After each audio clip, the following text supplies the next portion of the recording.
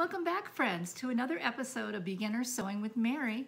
Today, I thought it would be fun for us to make something that would be useful for our new moms or our new grandmothers that we know. What I've decided to make is a towel apron. So, we're going to get a nice, big, fluffy bath towel that would be perfect for wrapping a little baby in. We're going to get a little bit of fabric. This is some beautiful little Minnie Mouse fabric that I found. And we're going to get some twill. It's cotton twill that you can use for just about anything that you need. You need the twill to be very sturdy, and it is very sturdy. So we have that, and we'll also need our matching thread, and then our regular things like our scissors and stuff like that.